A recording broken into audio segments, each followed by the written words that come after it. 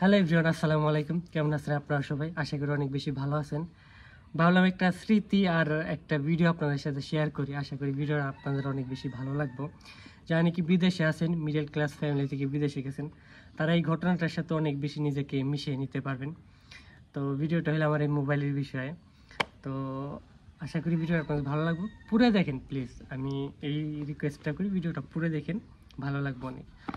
তো ঘটনাটা হলো 2022-এর অগস্টের আগ দিয়ে। তো আমার কাজ চলে যায় বিদেশে। তো তখন আমার কাজ ছিল না। তো ভাবতেছিলাম এরকমভাবে মানে অবৈধ থেকে বিদেশ করা সম্ভব না, তো দেশে চলে যাই। তো হঠাৎ করে যখন একটা কাজ পাইলাম, আমি 3 মাসের কন্ট্রাক্ট একটা কাজ পাইলাম। কাজ পাওয়ার পরে ভাবলাম যে এভাবে তো বিদেশ করা সম্ভব না, তো এক কাজ করি, বিদেশ থেকে টাকা পয়সা তো কিছু জমা করতে পারলামই না। তো একটা ফোন যদি অন্তত আমার নিজের হাতে যদি না নিয়ে যায়, তাহলে হয়তো বিষয়টা অনেক খারাপ দেখা যায়। তো ভাবতে ভাবতে মানে কাজটা পাইয়ে গেলাম। কাজটা পাইলাম, পাওয়ার পরে প্রথম মাস কাজ করলাম, স্যালারি পেলাম 1800 রিয়াল। দ্বিতীয় মাসে কাজ করলাম, স্যালারি পেলাম 1850 রিয়াল।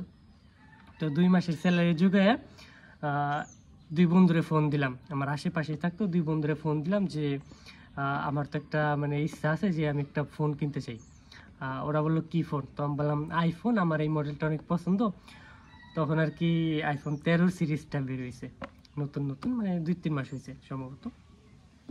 তো তো ওদেরকে বললাম, ওরা বলে আচ্ছা ঠিক আছে, এসে দেখা কর। তো 2 মাসের স্যালারি জমায়, 2 মাসের স্যালারি খানা পিনা বাদ দেয় 3000 রিয়াল জমাইলাম। জুমায় তো গেলাম ওদের কাছে। ওদের কাছে যাওয়ার পর ওরা দুজনে অনেক বুঝাইলো আমারে যে দেখ রে, এত টাকা দিয়ে মোবাইল কেনার দরকার নাই। যার কাছে জিজ্ঞাসা আগে, মানে যার কাছে আগে জিজ্ঞাসা করছি সে এই কথা বলছে, দেখ রে এত টাকা দিয়ে মোবাইল কেনার মানে লাভ নাই। তখন আবার বাংলাদেশে মানে সৌদি আরবের 1 রিয়াল বাংলাদেশের তখন মানে 31 টাকা সামথিং। তো মানে আর 3500 রিয়ালে 1 লাখ টাকার উপরে, মানে উপরে কিছু হয়। তোরা আমাকে অনেক মানা টানা করলো। মানা করার পরে আমি তো মানে শখ তো শখই, বুঝে নিতে একটা জিনিস যখন ভালো লাগে যায়। আর মানুষের শখ বলে না, শখের তো 80 টাকা, তো ওইরকম শখ তো শখই পূরণ করা লাগবো। তো ওদেরকে নিয়ে গেলাম, বিকালের দিকে বের হইলাম। এখন ওরা বলে দেন এত টাকা দিয়ে মোবাইল না কিনে সেকেন্ড হ্যান্ড একটা আইফোন কিন, 1500-1600 রিয়ালের ভিতরে পাই যাবো, ওইটা চালা। তো সেকেন্ড হ্যান্ড 2-3 মার্কেটে ঘোরার পরে মোবাইল আর পছন্দ হয় না, ভালো লাগে না আমার। কিনুম নতুন তা একটা জিনিস মনে ধরে গেল, অন্যটাকে আর কিনতে মনে চাই বলেন। তো ওইরকম একটা বিষয়। তো ওদেরকে বললাম দেখ রে বন্ধু, আমার তো মানে পুরান মোবাইল কিনেছে নাই, যত টাকা লাগে অসুবিধা নেই, আমি টাকা জমা করছি অনেক কষ্ট করে, না খাই না নয়ে, তো আমি নতুন তাই কিনুম। তো গেলাম সৌদি আরবের মার্কেট, জেরির বুকে। আপনারা যারা সৌদি আরবে আছেন তারা অবশ্যই চিনবেন, মার্কেটটার নাম শুনছেন, গেছেন অনেকেই। তো জেরির বুকে গেলাম, যাওয়ার পরে একটা মোবাইল পছন্দ হইলো।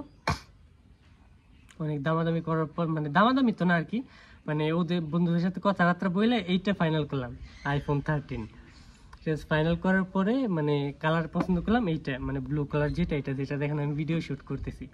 এটা কিন্তু আমার অনেক শখের একটা মোবাইল, শখের ফোন। তো কেনার পরে এখন কালার ডিফারেন্সের কারণে মানে এটা মানে আকাশের কালারের সাথে মিল আছে। মানে এই কালার দেখে 200 রিয়াল এক্সট্রা, মানে অন্যগুলা 3200 রিয়াল, এইটার দাম 3400 রিয়াল। তো কিনে আনলাম। কিনে আনার পরে মানে তারপরে কি শখ পূরণ হইলো। রুমে আসার অপেক্ষা করিনি, মানে আমি এই সাইডে ভিডিওটা আমি কি চালাম মনে, ভিডিওটা আমি ছাড়ছিলাম ফেসবুকে 20-15 দিন আগে, যে মার্কেটের বাইরে যাওয়ার সাথে সাথে মানে আনবক্সিং করে দিছি মানে ফোনটা।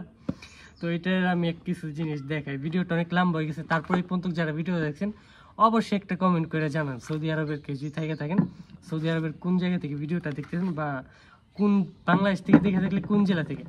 বিলটা এখন রাইখে দিছি, এই যে বিলটা এখন আছে এই দিক, এই পাশটা মানে হয়ে গেছে, মানে উঠে গেছে সব কিছু। আর এইটা তো এটাই, এইটা মোবাইল। আর এই মোবাইল দিয়ে তো আমি শ্যুট করতেছি বর্তমানে। তো এটাই আসলে ছোট্ট একটা ঘটনা আমার জীবনের, মানে শখের একটা ফোন কেনার ঘটনা। তো ভিডিওটা যদি ভালো লাগে অবশ্যই একটা লাইক, একটা কমেন্ট করতে পারেন।